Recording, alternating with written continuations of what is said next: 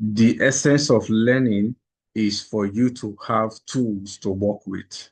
So if you have the tools and you are not using them, you are not different from the person who does not know the tools. If you have the tools and you are not using them, you are not different from the person who does not have the tools. So the reason we are coming together right now to learn at the Growth Factory is for us to learn together and to sharpen ourselves and to go back and implement those things that we are hearing, right? As you hear them, put them into practice. Have a journal where you are developing yourself. Like I said, we're going to run these seminars straight for 1 year. Will take a break in December and we'll resume in January. We'll run it straight for 1 year. So if you are not actively using the information, it will be lost on you. And after a while, you get overwhelmed. You feel like, oh, this thing is too much. But you know what? Everything we'll be discussing will be useful for your business. Everything. For people who know me, even when I am doing a religious activity, I always want to ensure that what I am doing is giving results. I always ensure that we work towards the goal. These are steps you can take and that you will see immediate results. So I am not a theorist. I don't just come and just give you some theories of what to do and all of that. Every information you receive on the Growth Factory will bring immediate growth to you if you begin to practice them immediately, right? So good. Again, we have to keep telling ourselves why we are here. Our vision is building 1,000 billionaires by 2025 through strategic education, structured support, and scalable ecosystems, right? So we want to catalyze a new generation of African entrepreneurs. And how do we want to do that? By building 1,000 billionaires through three things: strategic education, which is what we're doing here, structured support, and scalable ecosystems. So the support and the ecosystem, we're building it gradually, we're building a community, and I can assure you that in the next 1 year, that community will be so massive that we'll have a lot of resource people in that community, and that will help us to be able to scale our businesses. So it's not just me you'll be having over time, but we need to set the foundation. That's why you'll be seeing only my face for now. But after a while, the community will be so massive that the people in the community who have practiced the things we are talking about will then become facilitators, will then become the ones sharing their own story. Oh, this is where I was before I joined the Growth Factory, but this is where I am now. And then they can also begin to share their own stories. So it's going to be massive. The transformation is going to be mind blowing. Trust me. And our mission is to equip MSMEs and emerging entrepreneurs with transformative knowledge, strategic tools, growth capital, and a supportive community that enables them to build sustainable, globally competitive businesses. Sustainability is very important. If your business is not sustainable, it will not be competitive globally. And that's the simple truth. If your business is not sustainable, it will not be competitive globally. And what it means is that you will not be around for long. It is people that build sustainable businesses that will be here for long. So when you hear businesses that have lasted 100 years, 250 years, 300 years, is because they built it to be sustainable. It's not built around the founder, it's built around the vision. It's not built around the founder, it's built around the vision. We still keep talking about these things as we progress. So today we are looking at business models. And what we are looking at today is introduction to business models. I had to do a lot of research, a lot of study. I just said there must be a way. Now, let me tell you one of the things I found out in today's in my research preparing for today's session, right? One of the things I found out, and it's very profound, If you don't know how you make money and your workers don't know how you make money, you will not be able to scale your business. Let me say that again. If you don't know how you make money and the people that work with you don't know how you make your money, you cannot scale your business and you will not be relevant for long. You may be making some money now because it is all your own effort, your personal effort that is driving the business. But your personal effort can only drive the business for so long. You need to create a system. And in creating the system, you need to be able to say, this is exactly how we are making money. So I saw a lot of models. In fact, I saw about 55 models while studying. I'm telling you, about 55 models, but I was able to cascade them into 22.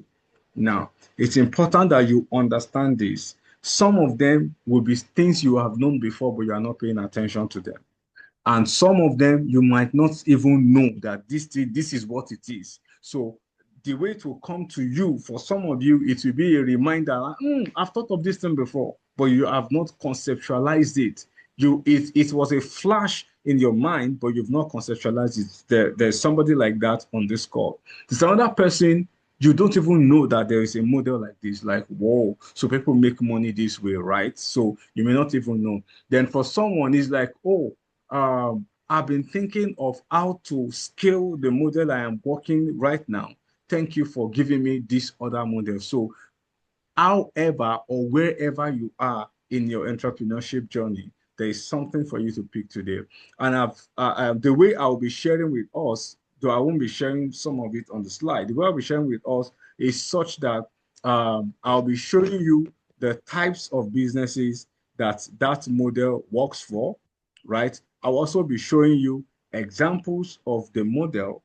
I'll be showing you how the model makes money, how you can scale to billions, right? And then the pros and cons of the particular model we are talking about. And we also look at if you want to start that model and you want to bring disruption. Now, for somebody who is entering the market newly, one of your greatest advantages is using technology to disrupt the existing market. If you can leverage technology to disrupt the existing market, you would make your money quickly and very fast. Trust me. So we're going to look at all of that today. So are you ready? I am ready, but I need to sip water.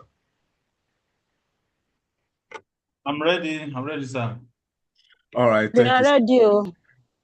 All right, thank you so much. Right. So let's go into the conversation for today. Good, good, good, good. So um okay, I need to skip this. So the first thing is, what is a business model? A business model is simply a blueprint that describes how a company creates, delivers, and captures value. Yeah. Your business model is how you create, how you deliver, and how you capture value. Create, deliver, and capture. Create in the sense that you create a product, deliver how that product is delivered, capture how you make money, how money comes back to you through that model. You create, you deliver, you capture. So it is the logic by which a company sustains itself financially. If you don't understand your business model, I'm telling you, it will be difficult for you to scale. It will be very, very difficult, if not impossible. It will be very difficult, if not impossible, for you to scale, right? Um, so let's do this. Okay, sorry, my right. Um, now this is how business works. Now, good. This one is so amazing, right? So if you can take a screenshot, you might want to just screenshot it, but of course the video will be available immediately after the call. So in understanding how your business works, you need to be able to go through these five phases. The first one is, who is your customer? Who exactly are you serving? What are their needs? What are their pains? What are they running away from? And what are they running towards? I know I've said this a couple of times, on this call, but it's very important. Everyone you meet on the earth is either running away from something or running towards something. Running away from something or running towards something. So you need to be able to identify your customer. Very important. What are their pain points and what are their gain points? Then number two is, how do you capture value? How do you capture value, right? What is value to your customer? Value can be prestige, value can be information, value can be convenience, value can be an atmosphere. Like I say this, that people don't make rational decisions, they make emotional decisions. And the example I like to use is when somebody leaves their street where there's a kiosk down their street, but they would rather go 5, 6, 7 streets away or even to another city to purchase an item that they can buy on their streets. Why do people go that far? Most times it is the experience, it is the ambience that they get in the place they are going to. And you need to be able to understand that as a business person. What does your client, what does your customer perceive as value? You need to be able to define it, right? So when people say, oh, when somebody just leaves school and is looking for a job, right? Once the person starts working, the first thing is that, oh, now I have money, I need to get a car. At that point, what is important to that person is just mobility. Let me just get a car. Give me a Corolla, I'm fine. Give me Honda, I'm fine. Just any car that can get me from point A to point B. But once the person begins to advance in career, the person is no longer concerned about moving from point A to point B. What the person then perceives as value then changes to status. Like, oh, how will people perceive me? I am now a senior manager. As a senior manager, I can't be driving a Corolla. I can't be driving Toyota. I want to move to Lexus. I want to move to Acura, right? So at that point, what the person is now, I want to drive a Benz. I want to drive, an Audi. That person has moved from just mobility to status. So where is your customer in their journey and what do they perceive as value? You must be able to capture value for your customer. Then the third thing is, how do you create that value? How do you create that value? The process of value creation will determine whether your customers will accept what you are giving them or not. And as you are creating the value, how do you deliver your value? So we'll be looking at all of this as we explore these business model types, right? So how do you deliver your value? And then you deliver the value. How do you collect money? Because the essence of being in business, yes, your vision should drive you, but if your vision is driving you and there is no profit coming back, you won't be in business for long. I'm telling you, you won't be in business for long. So how do you make money? You've added value. How do you collect money, for the value? How does your customer pay you back for the value that you offer to them? You need to understand this. I've seen a lot of people doing some kind of businesses, which we'll be looking at, but the reason they are not making so much money is because they don't know how to capture value for their customers. You must understand what value is to your customer, right? So let's run. The first business we're talking about today is the retail business, also known as brick and mortar, and also by extension, e-commerce. That's one of the businesses we'll be looking at today. This is one critical business model. This is one of the most popular, especially around here in Africa. Very popular, right? So this uses physical stores, online retailers, and then different omni-channel brands, right? So when you see your Bokumat, your the defunct or the declining shop, right? And all of that. So those are retail stores, right? Brick and mortar. Who is obstructing our conversation to me now? They kindly mute. Right, good, good, good. So now what are the of course what are the markets that these guys serve, right?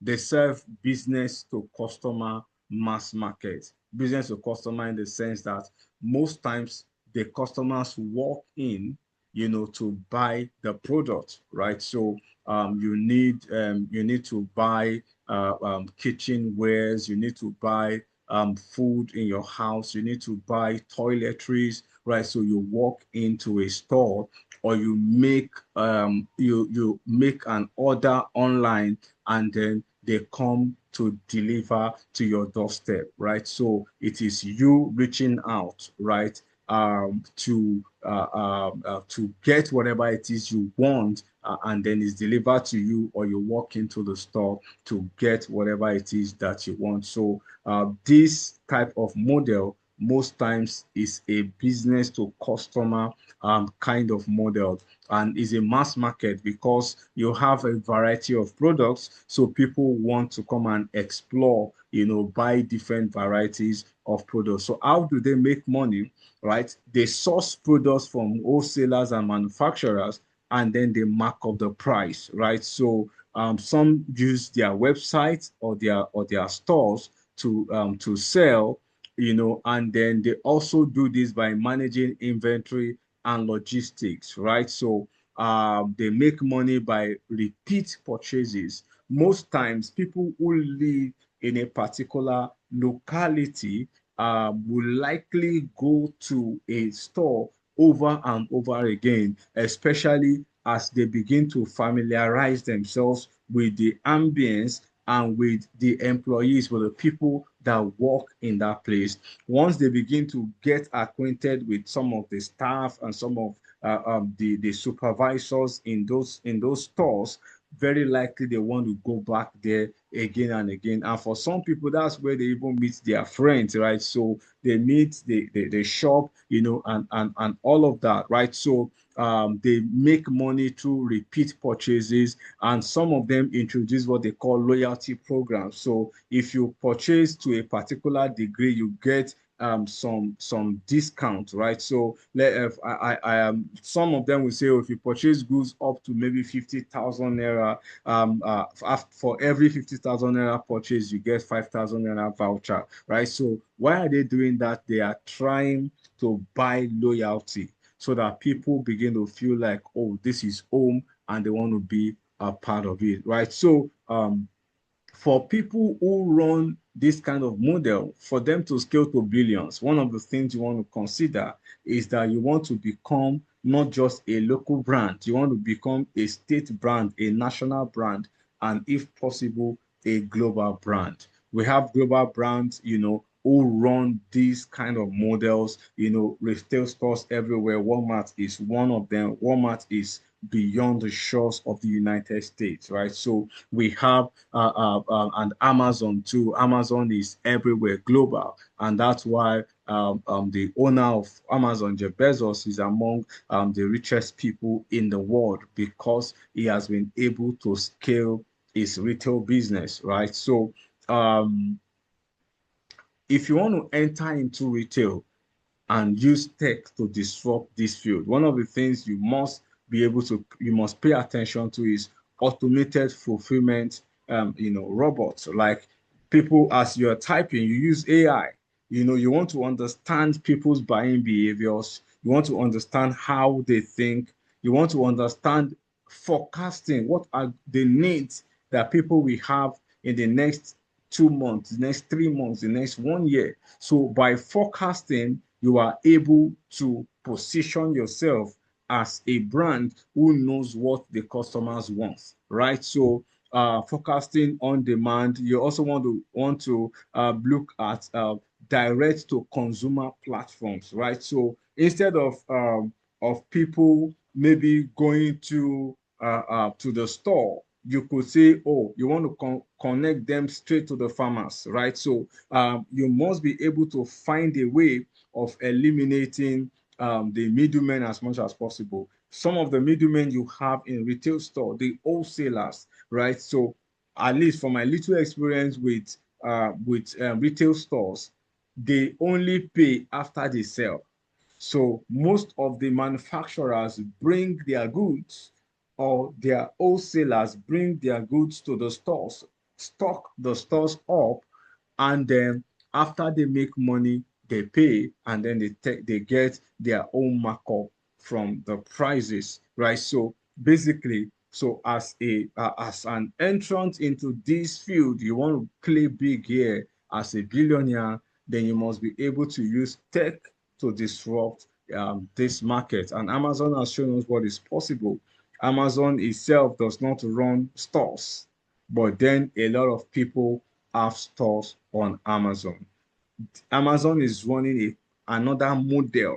It's a combination model, which we'll get to very shortly. So let's go to the next model for tonight. That is distributor wholesaler, right? So these guys are those who go to the manufacturers and they buy things in bulk, and then they begin to sell to the retailers, and sometimes they also sell to consumers. They sell directly to consumers. So wholesalers most times they run a B2B model, right? So they collect from the manufacturers and they sell to other businesses. If you see all these drink companies, for example, there are people who go to buy the drinks with their trucks, and then they go to stores to deliver to those stores, especially those places where those giant trucks are not allowed to penetrate.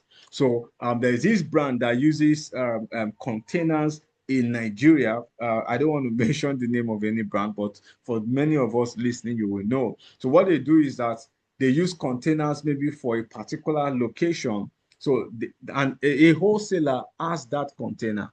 Then from there, they use smaller trucks, right? They use smaller trucks to distribute to the streets, to the interland, to be able to supply. So the wholesalers get from the manufacturers and then distribute to the smaller businesses who buy in smaller quantities, right? So distributors and wholesalers are basically they run a B2B model, is a business to business model, right? So how do they make money? They buy bulk from manufacturers at a discount, and then they sell to retailers and companies at markup. So they make money from volume. So if you buy goods, let's say you buy 100,000 pieces or units of a particular product, and you make 5,000, you make 500 naira per unit. That's quite much, right? But let's just take that hypothetically. If you make 500 naira per unit on 100,000 times 500, that is how many zeros now? 500, 100,000, that makes it 70. That's 50 million naira, right? So that is hypothetical, right? But it gives you an idea of how these guys make money, right? So I remember one of my mentors was sharing how he started his oil and gas business, and he said then his salary was 30,000 naira, and then so he told himself that what can I do that will give me 30,000 naira in a month? And he said, oh, then a truck, a 30,000 ton of diesel was sold for I think he said it was 300,000 or so, but he said that it was going to make 1 naira per liter. So if he makes 1 naira per liter on a 30,000 liter of diesel, that means he has made his 30,000 naira. That's how much he's going to make working for 27 or 26 days in a month. If he can sell one truck, he's going to make that money in one transaction. So he told himself, so why am I still here? If I can get one truck for sale in 1 month, I made my salary. He said that was how he resigned and he started his business, right? So it is that markup that is where they make their money, right? So also from the logistics of moving, they also get paid for the logistics, moving the goods from the manufacturers to the businesses that need them, and of course other value-added services, right? So if you're in this business, how do you scale? Very important, right? One of the ways suppliers, wholesalers scale is by obtaining exclusive supplier agreements. So they tell the manufacturers, we are going to be the only distributors of your product, right? We're going to be the only distributors of your products. If you look at some products, right, especially imported products, you will see packaged and distributed by. So the name of the company authorized to sell that product in Nigeria, you see their name, packaged and distributed by. What are they telling you? They have the sole agreement to be the sole distributor of that product. By being the sole distributor, what it means is that everybody that is buying in Nigeria buys from them. And nobody can go to that country from behind, to that company from behind and say, see, I also want to sell. They will tell you, we already have an agreement with a distributor in Nigeria. So that way is easier, right? So if you want to enter into this kind of business, you want to look at where are people already crowded and what products do people need so badly that they need someone. So once you see a need and then you can get a manufacturer, then you strike a deal with them and then you become the sole distributor. That way it's easier for you to make your money, right? So for you to enter this space as a disruptor with technology, right? You want to consider software as a service, right? Because people need to be able to buy things easily. So you must enter with technology, develop a software that takes care of the supply chain logistics, that takes care, of all the issues, so you create a marketplace platform where people, where the manufacturers and the buyers can meet. So you create the platform, manufacturers and buyers and everybody meet in a space. That way you may not necessarily have any truck, you may not necessarily have, but then you have created a platform that enables people to buy and sell. And of course, also having automated procurement bots, right? When you automate your systems, automate your products, right? It helps. And also fintech, right? Creating payment platforms, it also helps. So when people want to buy products, they have a platform on your site or on your software where they can easily make transactions. And you know what that means? That means that you also make a deal for every transaction. You also get something for every transaction. So that way you can easily enter the market, right? So we're going to move.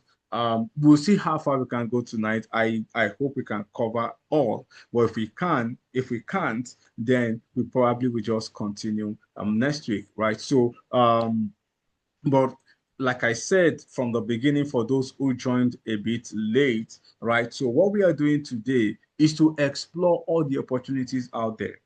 For some of them, you already know they are there, but you don't know how they run, right? And for some of us, you know how they run, you have an idea, but you don't know how you can probably be in that space, or if it's possible for you to be in that space, right? So that's what we are doing tonight, right? So exploring all the business opportunities out there. And then hopefully, as we go through the conversation, something will drop in your spirit like, man, I've thought of this thing before. I want to do this, right? For me, I pray that you're going to have inspirations, right? To say, oh, this is what I need to do right now. This is what I need to do right now. Something is going to pop up, right? And if you need customized solution, maybe when you get the idea and you feel like, oh, how do I go about this? We can talk behind cameras, on how to go about that. Good. So just fire an email, southafrica@gmail.com if you are catching the replay. And if you're on the Growth Factory, you have my number. You can just send me a DM. Right, good. So let's look at the manufacturer. So these are people who produce consumer goods, industrial equipment, hardware startups, right? Of course, examples, cars, right? Engines, uh, bags, right? And clothes, fabrics. So different kind of product. The range of products is endless. And today we have people who, because the world is now becoming very careful about what they eat. So we have people who are producing goods, right? But then they are a bit perishable, right? Maybe you produce juices, natural juices, and all of that. Those ones cannot be preserved as much, right? So, I learned something not too long ago. The difference between a produce and a product, right? So the person said, whatever you get directly from the farm is a produce.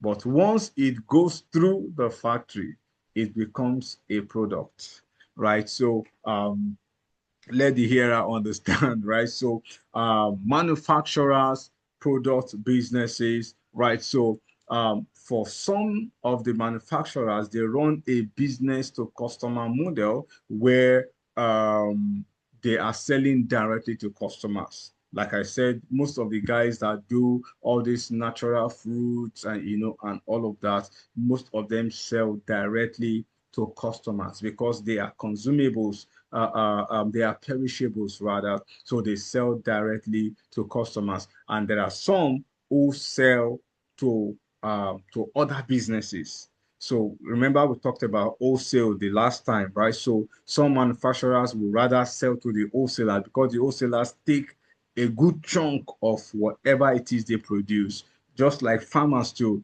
Some farmers will sell to distributors. So you just harvested your eggs, right? And then you just give them, boom, sell like that. Sometimes at a very low margin because if you don't sell them, the eggs will go bad. And you can't be selling one crates to people who come to the farm when you have a farm on maybe like 10, 15 hectares of land. That's massive, right? So you want to get those produce out as soon as possible. So you have people come take them off you, and then they go ahead with the logistics and distribution. Good. So you can run a business to customer, that's you are selling directly to a customer, or you can run business to business, that is you're selling to other businesses, and this depend on products. So how do you make money if you are into this? You make money through your design, like and your manufactured products.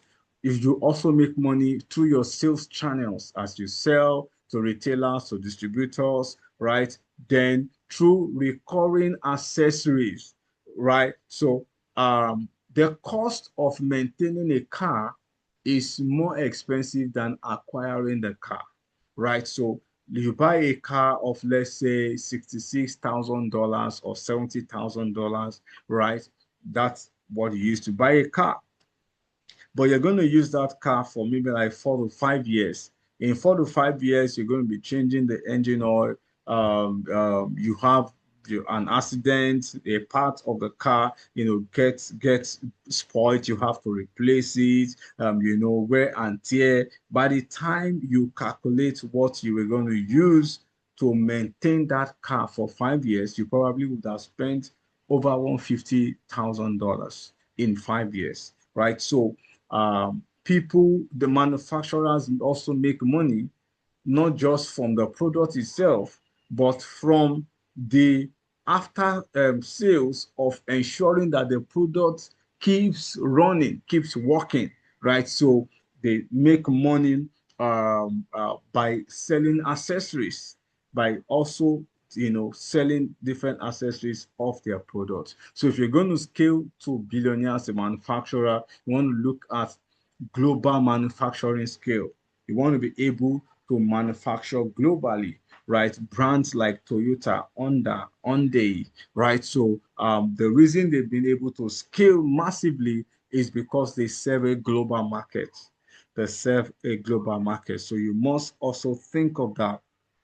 Another way to think is to think of premium, right? Position your brand as a premium and you're going to sell massively. That's the Tesla model, right? This is a premium brand, right? Bentley is a premium brand, right? Rolls Royce, premium brand. You don't even see their advert anywhere. I don't know the last time you saw a Bentley advert or a Rolls Royce advert. You hardly see their adverts. They are premium brands. So they don't sell their brands through the traditional media. They don't sell their brand through the traditional media. So one of the ways you can position yourself is to also ensure that you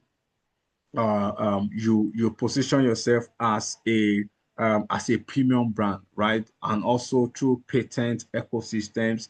Actually, I learned some times back that the Rolls Royce and Bentleys and Co actually sell through ecosystems. They have like clubs and kinds of people where they reach out to, where they sell to, right? So if you're going to enter into manufacturing with tech, right, you want to consider 3D printing, contract manufacturing marketplaces, direct manufacturing to customers, that's mass customization. So you want to think of different ways that can, give you that leverage. So manufacturing is a type of model, and people who understand this really scale massively. Right, good. Yeah, there's this other one, number four, franchise and licensing, right? Franchise business, typical example, fast foods, service chains, franchise networks, examples, McDonald's, KFC. For us in Nigeria, we have Chicken Republic, we have Mr. Biggs, right? So markets, their markets basically are business to customers. So they serve customers, local, regional markets, via franchises. How do they make money?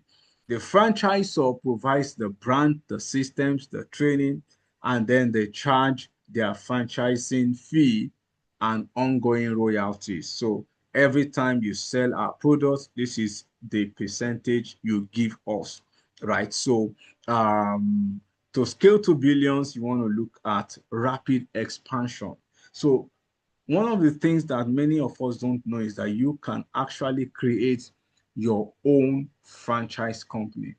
You can build your brand to be so strong that other people want to leverage on your name to build theirs. If they don't know that you are open to franchise, they may not even approach you. So we need to be flexible and open in how we communicate with the market so that they know what is available for them, right? So um, to scale, rapid expansion, standardized operations, right, and strong brand and training systems. You need to have strong brand and training systems. What will that do for you?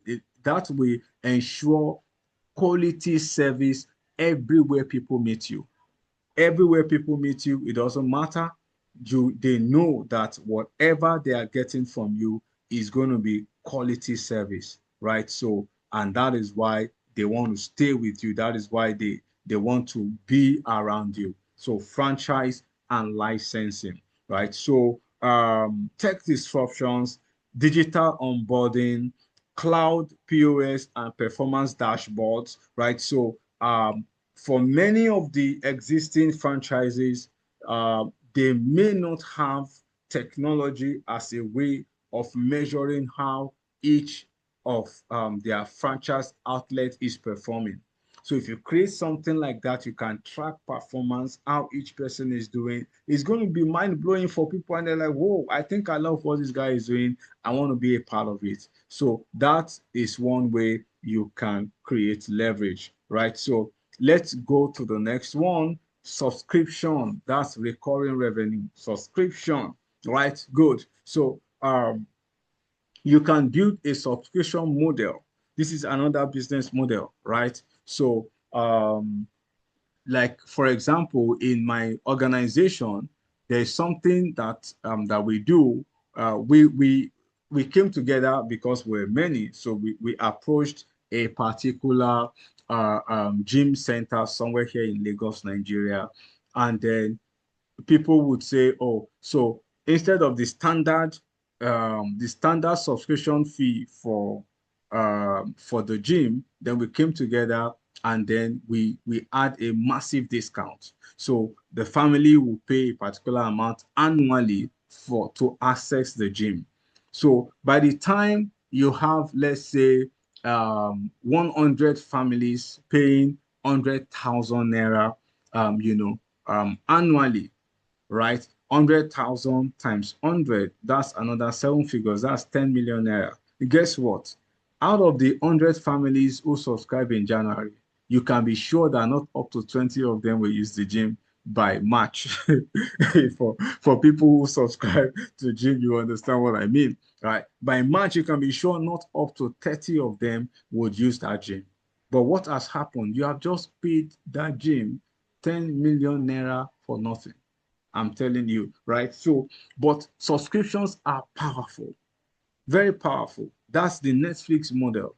You just keep subscribing. You just keep subscribing. Before you know it, right? You just realize that you've spent so much over and over again. For those of us who use internet, like we use fiber optics in my house. We pay monthly, right? The cost of when we installed it, was it 2 or 3 years ago? Um, in fact, I've spent over the space of 3 years, I must have spent the cost of installation like maybe 20 times over. 20 or 30 times over the past 3 years, right? So that is what subscription does. Subscription service. So what can you offer that people can be paying you monthly or quarterly or biannually or annually? Find it. Is there a way you can tweak your business in such a way that people can be paying you? So there's something one of my friends is creating, is creating something, they call it Cowdot. And basically, he works as a manager in one of the car servicing firms in Lagos. And so he thought of it that, what about people having subscriptions, right? So just like you do health insurance, you also have car insurance. So you just need to pay your insurance monthly. And at any point when you need to service your car, you just need to go to the app and get any of the mechanics around. You can drive in. You don't have to pay anything at the point when you need to service your car, right? So, can you think of ways by which you can build subscription around what you do? Think about it. It's actually very possible.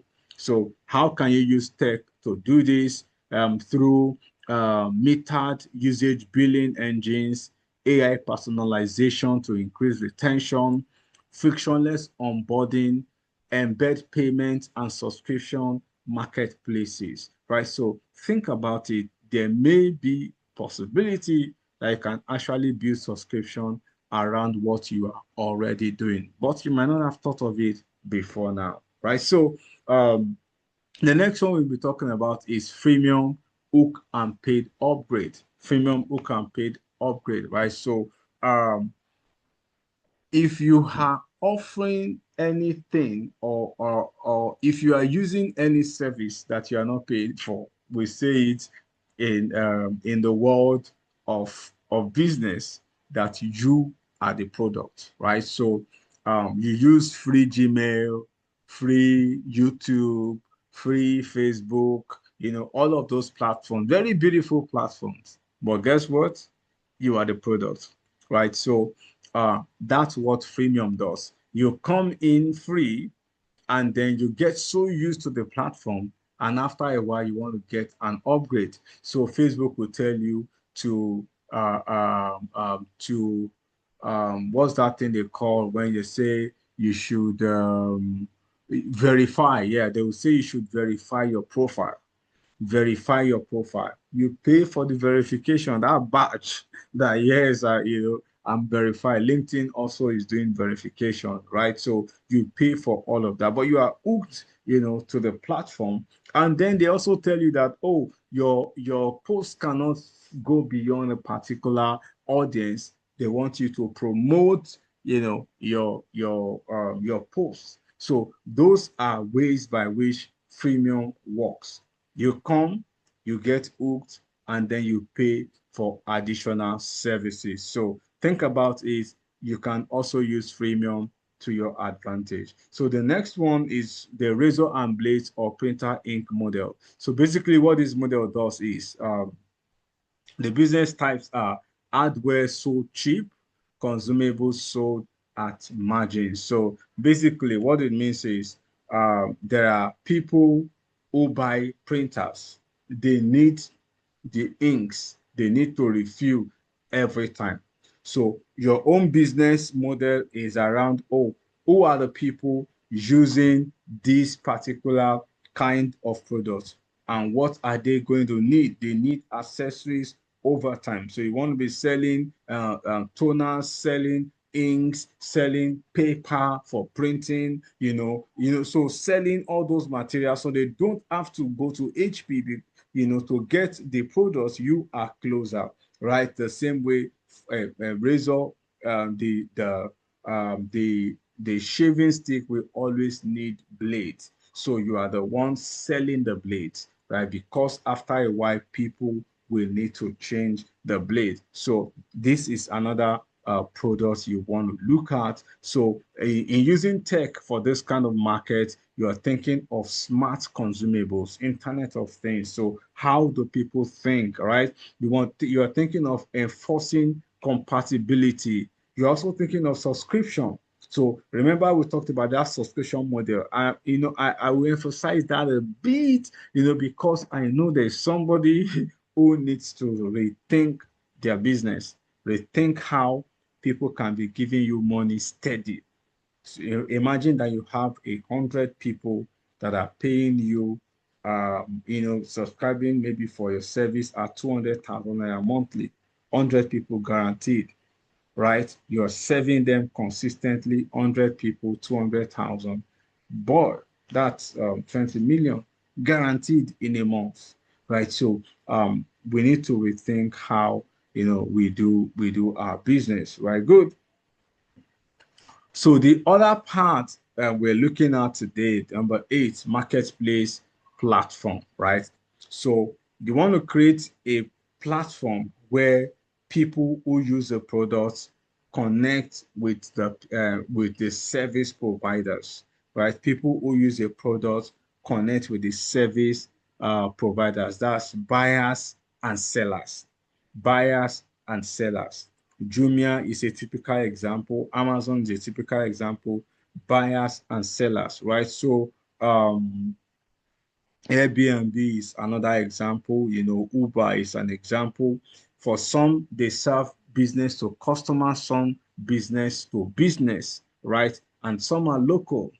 Some are global, right? I met someone recently. This guy, he said that all his life he has always loved driving, but you know what? He doesn't do the regular Uber. He has a fleet of cars and he services premium clients. So he said that he realized that most of these expats, they don't want to drive when they come to Nigeria. So he services some of the companies and then they pay them at the end of the month. So he has a driver assigned to each company, to drive their organs around. He owns the cars, he services his cars, but they pay for all of that, right? So there are different ways to do this business, other than hitting the road every day, waiting for somebody to place an order, and all of that. There are people who have learned to move from the normal to creating different values within the same space. So they're still driving, but then I'm driving executives, right? So there are two different things. Good. So how do they make money? They facilitate transactions. So every time a rider meets a driver and they complete that transaction, the platform makes money. Every time a ride is complete, then the platform makes money. So they pay their commission, and of course, sometimes they also do premium listing. If you go to gg.com, for example, gg.ng, right? So people go to GG to sell, but there are some people, if you want to be seen very well, you have to pay to be seen. So again, there are people who do payment, right, so that they can have premium placement, advertising, and all of that. So how do you scale to billions if you're doing this kind of business? Network effects, right? So you want to see how you can scale lower transaction costs and attract supply and demand. Attract supply and demand, right? So how do you use tech, machine learning for matching and pricing? As much as possible, you want to use AI to help you to get your pricing right, right? And also understanding, the demand of the law of demand and supply. So payment, reputation systems, to be sure that every driver, for example, if you're doing Uber, to be sure that every driver is well verified and that they would protect the image of your brand. They'll protect the image of your brand. Also, embedded logistics and micro fulfillment. So those are some of the things you want to do, right, to make sure that so there's a similar model very close to the one we just described, and that is the on-demand gig sharing economy, right? So the sharing economy says that you already have a platform, but you want to share your platform with another person. So, so Uber does this, and there are some other products right now that also do this, right? So I remember some years back, one of my friends told me about a concept he had. I don't know how far he pushed it about ride sharing. So there are three, four people in an environment who go to, let's say, from mainland to the island every day. So why don't the five of you just use the same ride instead of each person getting a different ride, right? So each of you uses the same ride, and then it takes you there, brings you back to the mainland, right? So ride sharing, another a very good thing. Yes, of course, I understand the intricacies of our community, where trust is very low, and you just don't want to be with strangers unnecessarily because you are not sure who the other people are, right? So those are some of the things that you will need to pay attention to if you're going to this kind of business. I will not flog this, but let somebody know that this business exists and that is something you can pay attention to. I will stop at number 10 and then I'll just take one or two questions and then we'll see if we should finish it. I should have taken 10 and 11. Okay, well, let's see. All right, so 10 is about advertising based attention economy, right? So who are the people who use this? Media publishers, social networks, content platforms, search engines. Now, these guys are so powerful because they shape what people think. And in shaping what people think, they shape how people behave, they shape culture. So, one of the platforms that I will suggest that we find a way to play, is this platform, advertising based attention economy, being able to position yourself or your brand as someone or as an organization that people should look up to. The more attention you can command, the more attraction you will also command.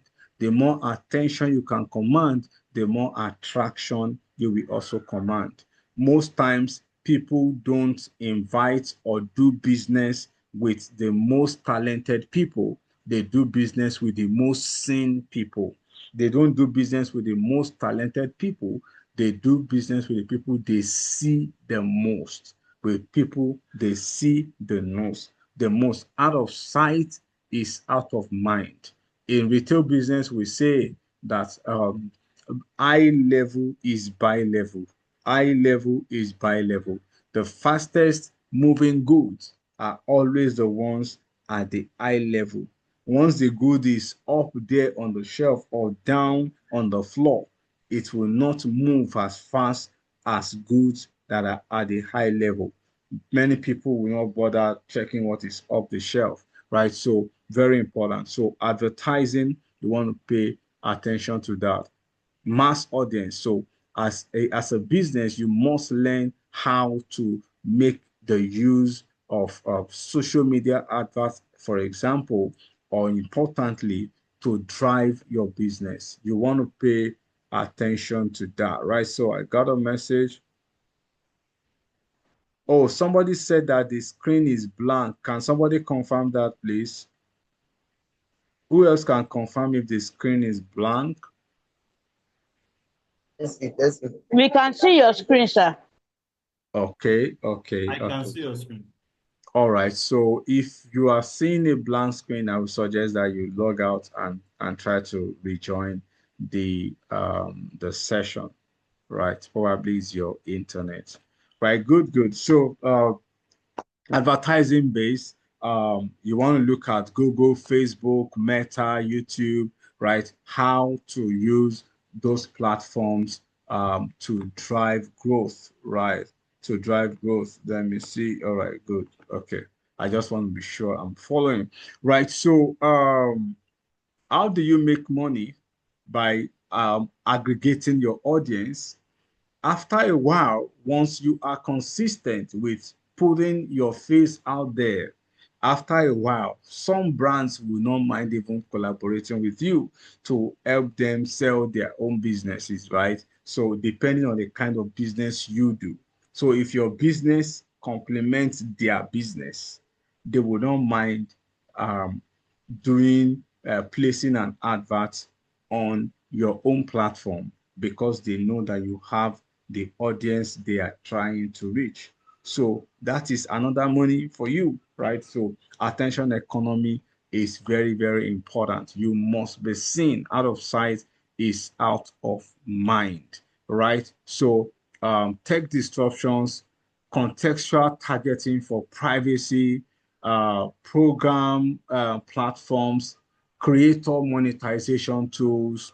All right. So, as much as possible, it is about becoming a strong personal brand and a strong business brand. Those two things should go hand in hand. As the owner of the business, you want to be that strong brand that when people see you, they want to do business with you. Then you want to position your brand as an entity that people want to do business with. Once you can achieve those two, your growth is going to be astronomical and sustainable. Astronomical and sustainable, which is what all of us really want, right? You want your growth to be astronomical and sustainable. I promise to pause after number 10, right? So, let me get a quick feedback from us.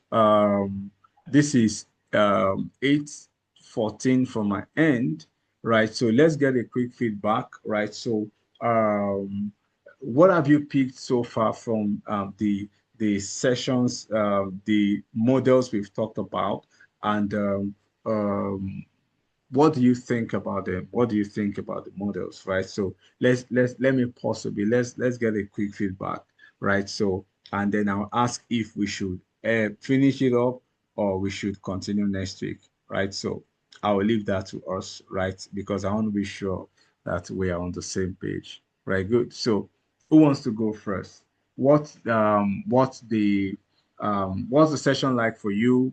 Do you think you're getting some really some reminders that will be very useful for you, in positioning your business or repositioning your business or in repackaging your business, right? So what's the thing for you? Okay, Babs, please go ahead. Thank you so much, sir. I think it's quite enlightening. Especially for so many of us that are not of business background. So I think it's some of them are obvious, but there are particular things you've mentioned which me just I start thinking about the businesses around, and you start on analyzing what business they're into. I think all these breakdowns have helped to know that, and I'll be able to deduce that a number of businesses, they are the big ones, they're actually into their models might be a combination of many Yeah, of them. yeah, yeah. That's the last one So, we're going to talk about. a combination of them. So it's interesting how some of this is actually um, fit and they fit into each other. I think this is a very, very brilliant course that you have actually put together for us. So thank you so much. I just wanted to pass my comment. Thank you, and I believe that it will help me personally in my own crafting that I've been writing for the past few months to be able to analyze properly the customer base, the model that should be applied. And I also wanted to ask, I know, I'm just thinking it should be, I think it's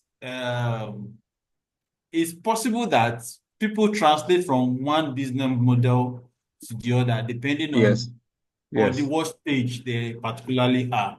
Okay, I just yes. wanted to ask that question, please. Yeah, so quick response to that. Nokia is a very typical example of what the question you just asked now. So Nokia was into products before now, right? And if you know them, Nokia did not start with phones, right? I think they started with maybe equipment or so. Then they went into phones. When Android came, they did not make the switch on time to leverage Android. They depended on their own operating system, which was already defunct. So at that point, they lost the phone market. So they had to then go back and say, we have lost the phone market. What else can we do? So now Nokia is one of the biggest companies when it comes to networking. And the model they run is actually called a platform as a service. Platform as a service. So they help you to host all your just like I know Microsoft. AWS, Yes, GCP, thank you. Just like Azure. AWS. Yes, thank you. So they also are very big on that now. So if you go to nokia.com, that's basically what you will see. You will not see anything from there again. What you will see is what I just described. So they are very big on networking now. So they've moved from product to platform. It's called platform as a service. It's part of the conversations we're supposed to still have, right? So, but I'm not sure if we can take the remaining tonight, right? So, but it's a good thing. So, like you said, Babs, one of the things about consciousness is that when you now see businesses now, you can say, oh, this is where these people are. This is how they make money. This is where they are going. So it's easier to relate with because everything is now in your consciousness. And then when there is an opportunity, it's easy for you to spot it, to know the model that we best apply to that opportunity. So it's not like we have not been having some lose money that we can easily divest into another business. But because we don't even understand how the business runs or what kind of business it is, so we just say, well, let me enjoy my life. This I can't kill myself. So the money we would have used to either consolidate our existing business and expand or divest into another business, we just eat it. Why? Because we don't understand how those businesses make money. And because we don't understand how they make money, when there is an opportunity, we will not see it. That's what happens most of the time. It's not because opportunities have not come. They came, but we did not see it because we couldn't recognize what they were. Right. So any other comment? Any other comment? Yes, thank you, sir, for the class. Can you hear me? Your voice is very faint. How is it now? Yes, a lot better now. Oh, A okay. lot better. Yes. So I said thank you so much for the class. I think these models are, I mean, they are very, very groundbreaking. I think what actually works for me, what captured my fancy is I think Volvo also, saw on one of their pages. I think they're introducing, I've not heard it before, equipment as a service. I don't think they've brought it to Nigeria, but I think it's a service. It's something they are working on, equipment as a service. Mm, So I believe it falls under one of those models that you've rightly, given us. And I also think there's another one again. There's of course we software as a service is very, very common. Is yeah, the most, yeah, yes, it's very common. It's very common. And some of these franchise as well, like KFC. Um, there was a time in the past I used to think that every mobile station we see, every mobile fuel station we see is owned by mobile, not knowing that people could actually go and just build their fuel station and just brand it as mobile. It was until recently I got to know that no, so people actually use that model as well. yeah, So thank you so much, sir, for this. I really appreciate this. yeah. Thank you so much. To corroborate that, like I was saying that the opportunities are there. Some people will think, oh, I need to first be a billionaire because before I can have a fuel station. No, not necessarily. Maybe with just 200, 300 million, you can have a fuel station, like we said. It's just for you to walk up to any of the very strong brands and say, look, I want to be an affiliate. I want to um, I want to be what's it called again? Um, Franchise. yes, I want to be a franchise. Thank you. I want to be a franchise of your brand, right? So with that, it's easier to scale. And then when you make enough money, riding on their brand, uh, after a while, you can then go and register your own brand and then build your own franchise from there. So it's just something we all can do. Let's take like two or three more, and then I think we'll just close for today. I'm also enjoying the class, right? Um, Okay, Udeo said, I'm still trying to digest, trying to see which of the models best works for my business. Meanwhile, the advertisement and branding model resonates with my business. Yeah, yeah. Like I said, everybody needs to play big when it comes to advertising, trust me. So let's quickly run through affiliate and performance marketing, right? Basically, affiliates just like the one we just are just like franchise. So affiliate means that somebody already has a product, then you want to help them sell their product. So in selling their products for them, you make your own, you can make your own mark of it. So I remember when I left school, then I was looking for job. So there was these guys that I met, they normally import all these Chinese goods and all of that.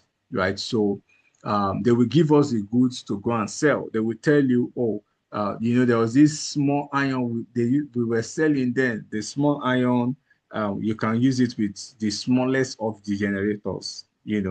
I think then that iron was, I think maybe 1.5 or so.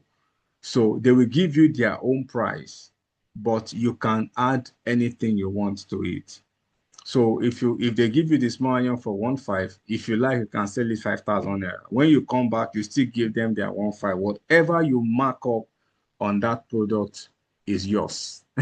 Is yours. I did that thing for almost a month or two. And of course, I made some money, but it's just that you have to be walking up and down, carrying goods, entering different offices, and stuff like that. So there is affiliate marketing, folks. There is affiliate marketing. You don't have to create the product yourself. There are people who have created the product. All you have to do is to latch on their product, sell for them, and then you make your money off the difference. So your performance is now dependent on how much sales you can make, within the time frame. So if you're going to be paying yourself monthly, you should be able to say, oh, I want to sell so number of products, and this is what I should make in a period of 30 days. In doing affiliate marketing, I would say, from one of the things I have learned from affiliate marketers, they will tell you that your first 6 months is for you to understand the market and be known by the market, right? Understand the market and be known by the market. When I had my MBA internship, I actually had it in a finance firm. So they asked some field marketers. There was this guy they brought from they brought from a competing brand to come and head the sales team. So I was having a conversation with him one of these days. I said, how do you guys make your figures? Like, so when we have meetings on Fridays, they'll be telling us how much each team has made in that week. And it's always tens and hundreds of millions. And I'm like, how do you guys make your money? And the guy told me something very profound.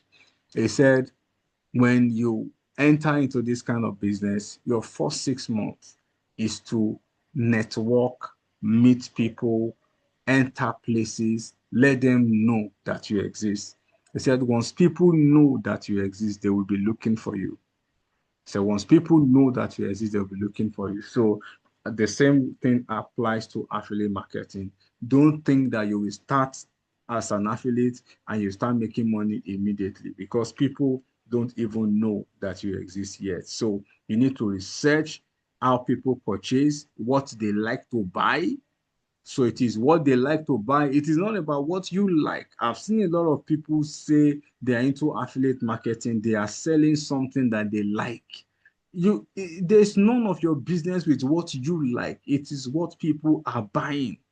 That is what you sell. You sell what they are buying, not what you like, right? So if you want to scale, you must be able to build large, trusted content properties, SEO, vertical aggregation.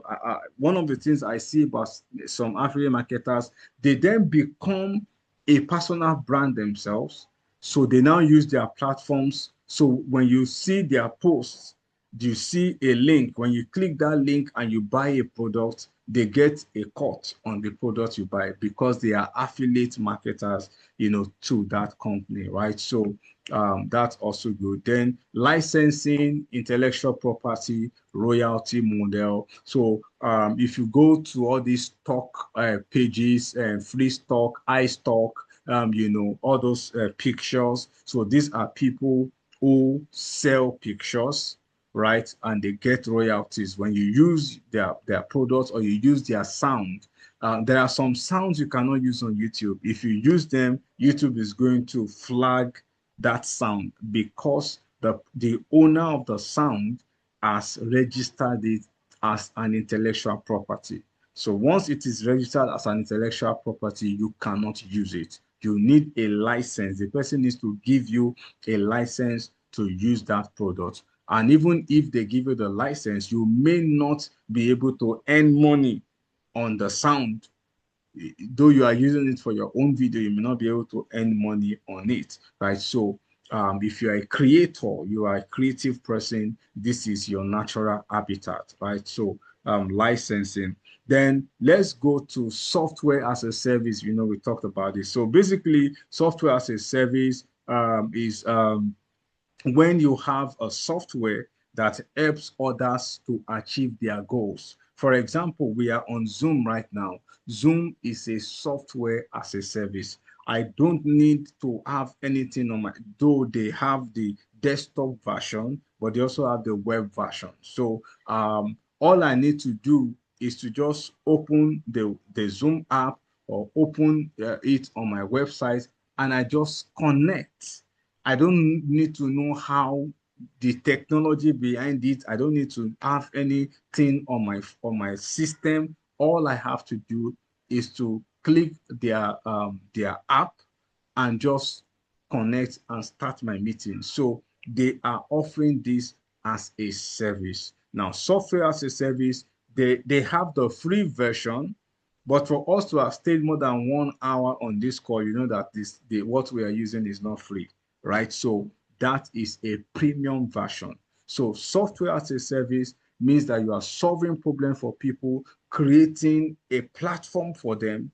Then in the process of creating a platform to help them solve their problem, then they are also paying you for it, right? So the other one is platform as a service and infrastructure as a service. So all of these things work basically together: platform as a service, infrastructure as a service, cloud infrastructure. So when you help people,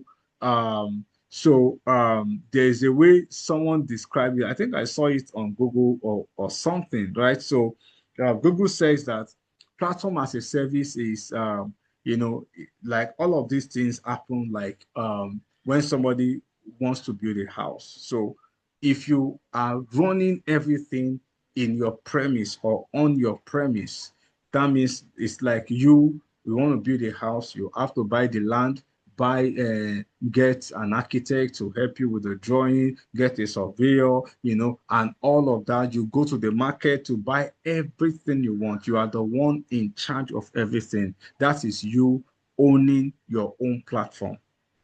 But when you have infrastructure as a service, it's as if you are busy, but you hire a contractor to do the work, right? So the contractor helps you with all the infrastructure and everything, right? So, but someone is doing the work for you. That is infrastructure as a service. Now, for platform as a service, you don't want to worry about furnishing your living room space, or you can just rent a house, a furnished house. So platform as a service, the platform is already available for you. All you have to do is to come, bring your stuff there, bring your data there. The platform is ready and waiting for you. So that is platform as a service. So it is still part of the cloud infrastructure, more like software as a service too, but then so that we know it exists and that you can create platforms for people to bring in, to bring their data to you. And that's what these guys leverage on. They have a lot of data. Virtually everything we do, Google monitors us. There is Google Feeds that count all your steps. In counting your steps, they know the places you go, right? So there is Google Map. Google Map tracks every of your movement. There's Google Location on your phone, right? So everything you do is data, right? So, but they give you the platform to be able to do those things. But in giving you the platform, they have your data. So when they send some things to you, then you know that, oh, these guys, you'll be wondering, how do they know that I need this thing? They know you need it because they have your data. So think about it. If you want to be powerful, you must be thinking of stuff like this. So open source plus services open core. So, we have a lot of open source services like all these operating systems like Linux. What's the other one? Linux. Um, Red, is it Red? What do they call that Okay, OS Linux again? has a lot of distribution. So Linux Yeah, has Ubuntu, Red Hat, yeah, there are yeah, quite a number of them. Linux yeah, Mint, a number of them. yeah. Then we have Then OpenBSD, we have BSD, and yeah, they power most of the internet actually. Internet of Things, and they, yeah, yeah, their servers. yeah. Yeah, of course, and Git too, GitHub, the Git infrastructure and all of that. So those are all open source, and how those guys make money. They give you the technology, it's free, but you cannot call yourself an authority until you are certified. So we have certified Linux operators.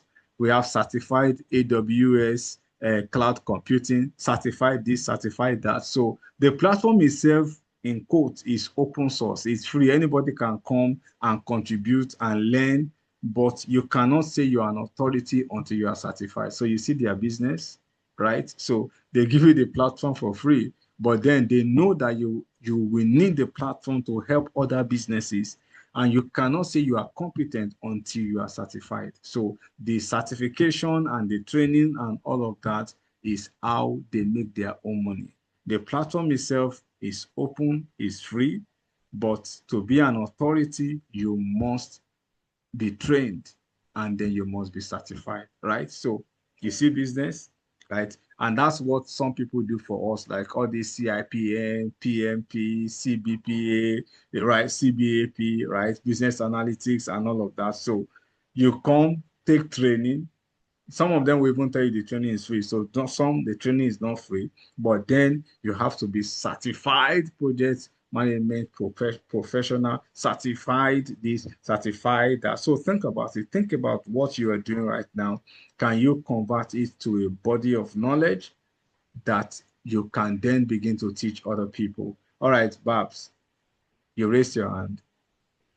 Yes, sir. Sorry, I'm around my area, so I wanted to just Yeah, yeah, yeah. chip in Beautiful. this. So I think one of the things that open source also try to create is open source companies also create an enterprise Version. service level. So they know that big organizations like companies, when they want to adopt software, they also want a level of reliability Mm, using open source. And the fact that it's open source brings fear to enterprise environment. They feel mm, if this thing is open, it means that it might break. It means that it's not reliable. So what those people like Canonical, which powers Ubuntu, for instance, they have enterprise level whereby people who want to engage on enterprise level, they don't want to just stay on the open source. So what they do, they put in their engineers to fine-tune the open source software in such a way that it gives a heightened level of security for mm. the enterprise environment. So Red Hat actually became popular for that. So that's why most people, when they want to replace things like Microsoft, Microsoft is completely enterprise. They don't even Yeah. have anything open source. So for Red Hat, they actually have the open source which is sent us, and then they created Red Hat for the enterprise environment, whereby big organizations, corporations, we Mm, come and tell them we need this software. Either they will customize it or they will give them support, especially for mm, that support, whereby anytime we need help, we need someone to be able to help. We can't depend on community support to mm, fix issues and bugs or troubleshoot problem or go into mm, our environment to dig in what mm, might be wrong and all those things. So they need that level of reliability. It's part of the things that open source companies actually sell, reliability, to say, okay, we are the one who built it. We know this thing in and out. We know the mm. architecture. Pay us and we'll give you reliability when you need it. Awesome, awesome. Thank you so much for that insight. Very powerful, right? So for people who see it from outside, what they see is, oh, the software is free. I can also, you know, even ChatGPT told us that they are open source, right? You know, but then they have premium services, right? There are some things you cannot do, or some things you can do are limited until you pay for upgrade, right? So these are some ideas that we can all borrow from how these businesses run, and this is how they have been sustained over the years, right? So you have a platform where every developer can come, but then there is also an advanced one that is customized for your customer, customized for your clients, and then that is where you really make your money. That's where you do your business. But because it's open source, everybody can see what is happening there. Then people know that, yes, this thing is good, but then we want some level of reliability, and then you pay for that additional service, right? Good. Thank you so much, Babs, for the contributions, right? It makes it even richer, right? Okay, there's a comment. There's a comment. All right. Yeah. It says Fast on me said that's true about ChatGPT. Right. Good. So another model we want to look at brokerage commission. Right. So you want to, people who sell houses, sell land, you know, and all of that. You sell, you make your commission, you know, and stuff. So think about it. So how do you position yourself? This is another business you want to think of. I will not go there that much. Now, you know, while I was studying about this one, it blew my mind. The aggregator, right? The aggregator, what they do is basically to brand the distribution channels. Do you know that Spotify has bought more than 12 audio channels in the past 5, 6, 7 years? Almost everyone. They bought Anchor recently. Was it 2 or 3 years ago? They bought Anchor. They bought almost everywhere. Everybody that is doing anything audio business, Spotify has bought virtually the key players in that field. And what are they doing? They are trying to aggregate themselves as the lead, as the lead um, audio distribution channel out there. And of course, that has earned them the mark. One of the articles I saw about 3 years ago said that the CEO of Spotify is the richest man when it comes to all the people who deal with sounds and music, right? And that his wealth is even more than when you combine the three, four, five richest musicians all together. Is richer than them, and he does not sing. He all he does is to aggregate all the music out there, you know, all the sounds, podcasts, you know, sounds out there. And that's one of the things Meta is doing too. Meta bought Instagram, bought WhatsApp, created threads, you know, such that um, it is said that more than 500 million people use Meta every day. More than 500 million people use Meta, and it's Meta, Facebook, Instagram every day. You can imagine what that means. That more than 500 million people use your platforms in a day. It doesn't matter which one you choose, whether you are choosing IG, Instagram, you're choosing WhatsApp, you're choosing Thread, it is still the same company. It is an aggregation. Let's bring people together. And you can imagine how many people chat on WhatsApp every day, even if it's just WhatsApp alone. So, can you create an aggregator business model such that you look at your industry and you say, look, we want to be the key player here. You know, one of the things we have not learned to do in Nigeria is buying businesses. It looks strange to us, but I'm still exploring that thing. And I know that on this platform, we will still be gathering, working together to buy over businesses. That's one of the things that I see us doing in the nearest future. In the nearest future. right? So once you see a business has, very good potential, you buy it over, rebrand it, repackage it, and boom, so you don't have to start from the scratch when somebody has already done the work for you. Just buy the business and move on, right? So pay-per-use metered utilities. So these are other, especially those of us in anything engineering and all of that. This is something for us to think about. What can I create that can be metered? Water, light, gas. We don't have metered gas here in Nigeria, you know, probably because we don't have the infrastructure for it. But I'm hoping that somebody will be able to create that infrastructure so that people will stop carrying cylinders up and down, right? So, but it is what it is. That's what we have now. But if water can be metered, the gas can also be metered, then every other thing we use can also be metered. So let's think about this, how we can scale. All right, agency, professional services, consulting. Do you think you are a very cerebral person or you are professional in some aspects? Then you want to think about turning what you do into consulting.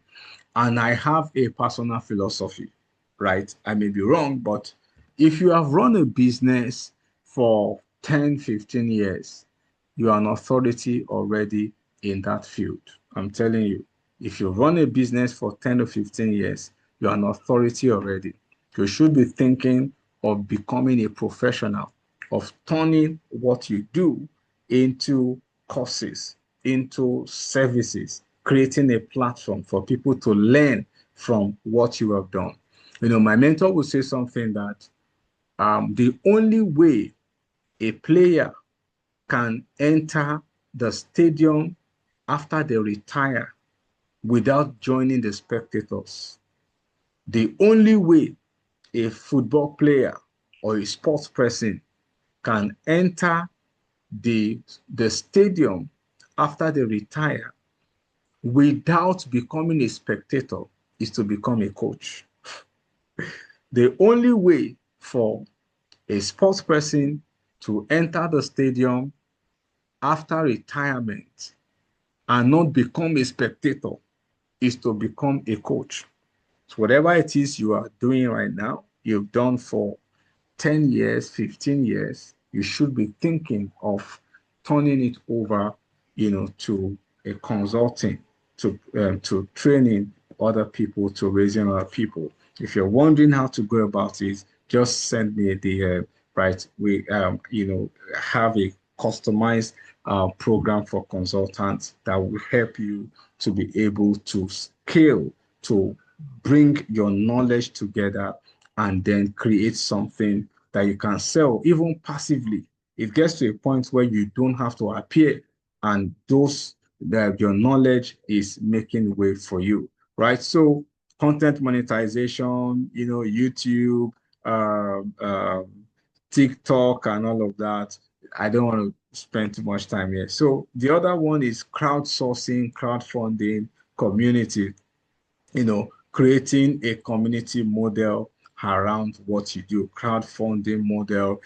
This is another model you may want to explore. How can you bring people together to do something for your community, do something for yourself, right? So I'm rushing now. So this is the last one. This is the last one. Hybrid bundling ecosystem play. So like Bob said earlier when I paused, he said something very instructive.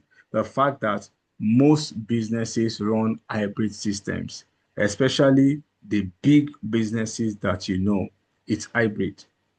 This is not just one model that they focus on.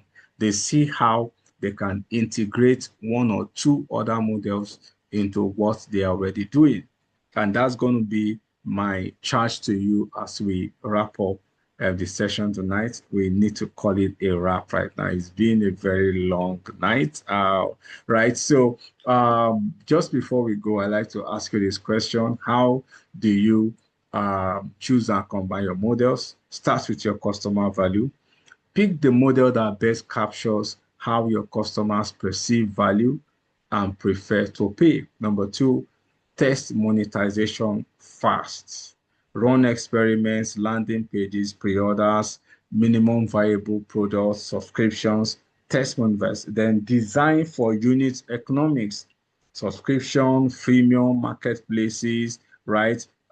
Customer acquisition cost, then the lifetime value of your customer. So you want to look at how you design for unit economics. What will it cost you? What is the ratio of the cost of acquisition to the lifetime value of your customer? So you want to, look at all of that. Then you say, oh, I think this model will work for me, or this model will work for me, right?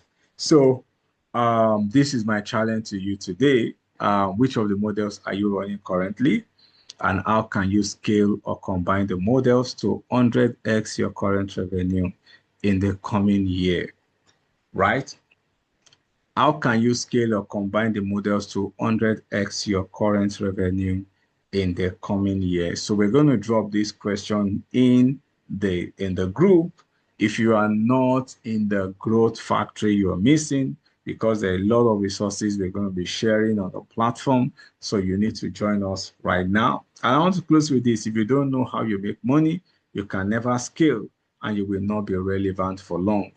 If you don't know how you make money, you can never scale, and you will not be relevant for long. So I want to say a big thank you, everyone. So next week, we're going to look at the business model canvas, how to build your own canvas so that you can strategically position to 100x your revenue in 2026. Remember, you don't build billion-dollar businesses by luck. You build them with clarity. Right? Good, good. Can we have like 5-10 minutes conversation before we go? So what's your biggest takeaway from today? And what's one word that describes how you feel leaving the session? We have only 2 persons who have spoken tonight. All right. Mr. Sean hasn't spoken, right? Mrs. Alonge, then Mrs. Delgo. So who wants to go first? Who wants to share with us one thing they are taking away from tonight's session? I know it's massive, it's mouthful, right? Even for me, I know it's mouthful. So let's take it one piece at a time, right? And it's good that we finished it because coming back to this again next week, right? So what's your biggest takeaway from today? Anybody wants to share with us? Anybody? Right, just one word, 2 words. What's your biggest takeaway? You may drop it in the chat room if you don't want to talk. Just drop it in the chat room. And remember this quote: my life inspires my business empowers my customers, and together we build a better world. So you are the one driving the change. You are the one creating, that product, that service, bringing about something new into the society, into the environment. So you need to go out there and be the change that you are, right? So anyone wants to share with us your biggest takeaway from today before we call it a wrap?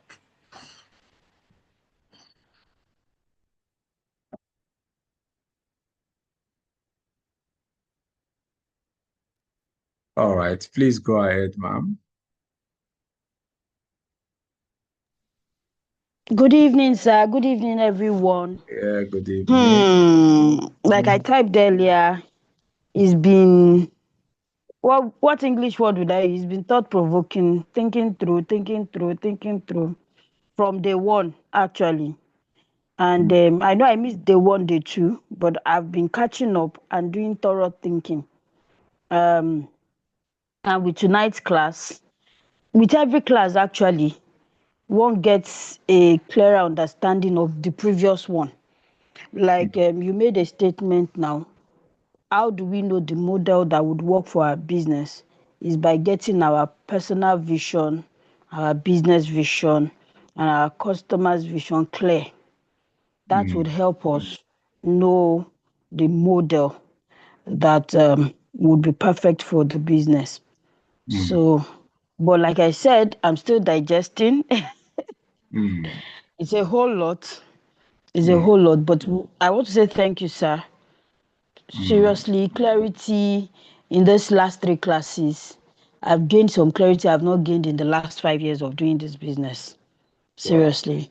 And I'm taking it a step at a time. So Mm. thank you very much, sir. So Oh, thank awesome, you. awesome. That's heartwarming. Thank you. Thank you so much.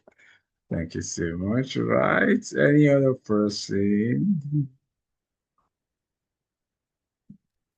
Okay, please go ahead, perhaps. Okay, so thank you so much, sir, for the opportunity. Mine, it's been a lot to actually digest and take in and start using it in designing, not just for me, even for my immediate family and maybe any other person within my circle. It's actually good information to help people to uh, to get their footing in business. But I have an appeal I want to make. I know you mentioned your interest in getting how to buy up businesses, but there's also one major part I believe that you should be able to take us in, which is collaboration and partnership to scale. To scale, I Mm, think, which is one of the things I believe that here in Africa or in Nigeria, we've always faltered in, either due to trust issues. It's mm, very difficult. We run mostly one man business or yeah. just two friends business, but running Mm, business at a very large scale whereby a lot of people are involved. So I think we really need to deal with that issue, how to bring in people, what are the experience, what are the pitfalls people have experienced in the past that has made, because when you go to the street and ask people about running business, rather than partnering with someone, they prefer to go and run an 100K business out there and it will not do well, instead of mm, partnering or collaborating with other people who can actually scale up the business much faster. So I think we really need to.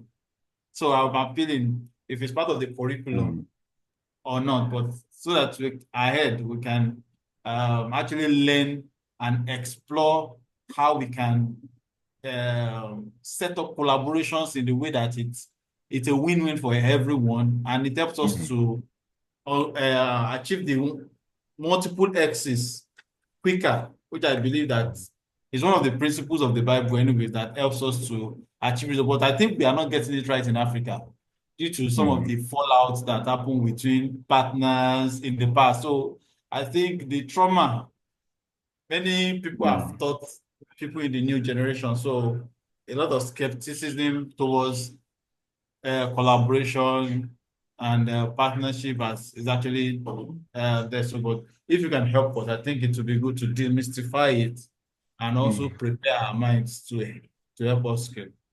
And the community we're building, I think it will also help in the community to maybe get like minds to help scale mm. when it comes. Thanks. Yeah, yeah, thank you so much. It's a gradual thing, and I really see us getting there. You know, so one of the things we said about media, I was having this conversation with someone not too long ago. You would agree with me that the Gen Zs and the Gen Alphas are collaborating more than the millennials and the generations before them. Because when we were growing up, the kind of movies we watched were movies that told us, oh, two friends went into a business and then they made money, and then one of the friends killed his friend and took all the business, took everything. So we have seen that thing over and over again, that for some people it was a seed sown into them, and for some others it was a caution, like don't try it. Remember what happened to Ugosi Ugo in and you never see anything, right? So because of that, people are afraid, people are careful, people just want to do their own thing, so but because the movies are changing now, right? The movies are talking more about collaboration, about people succeeding together, and you see that happen a lot. Andela was not built by one person. Flutterwave was not built by one person. There were two or three friends that built Flutterwave. So I think that we are gradually moving out of that space, and you see a lot of people say, oh, I have a co-founder in this, a co-founder in that, because people now see that there is more to this thing than trying to just run the whole show all by yourself, so we're going to get there. Trust me, we'll get there. And from this community, I can assure you, we're going to build multi-billion dollar empires. Multi-billion dollar empires. 10 years is a lot. 10 years is a lot. So let's just take it. Let's lay the foundation straight. So for as many people who are part of this foundation and they apply these things, so by the time we begin to scale, then we can say, oh, thank God, this was how I started. This was where I was in 2025 when this whole thing started. Now, this is the end of 2035, and these are the changes that have happened in my life. So I'm really looking forward to those amazing stories. I can't wait for them to come. So I will encourage us, please practice what you are hearing, right? Now that somebody is saying, oh, I'm going to hold your hand, whatever it is, let's walk through this together. Just step out and do that thing that you've always wanted to do. Just do it, right? So join the Growth Factory WhatsApp group, bit.ly/100x_growth. And also follow us on YouTube. Subscribe, turn on the notification bell. This video is going to be uploaded to YouTube right almost immediately after now. So watch again and again, take notes, have a journal you're using this time so that all the inspirations you are having, you are noting them down, right? So it's going to help a great deal. So I want to say once again a big thank you to everyone for making this another exciting time. You did not allow me to do this video all by myself, right? It makes a world of difference. And also to those joining the replay, all right, you couldn't make the inner caucus conversations because you are not yet in the Growth Factory WhatsApp group. So what are you waiting for? Join the WhatsApp group and subscribe to the channel. The link is in the comments, right? Till we meet next week, keep blossoming and keep being the best version of you. Bring up your A game and let's change our world together, 1 billionaire at a time. See you next week. Bye-bye. Bye-bye, sir. Bye. Wow, what a timing. Thank you, sir.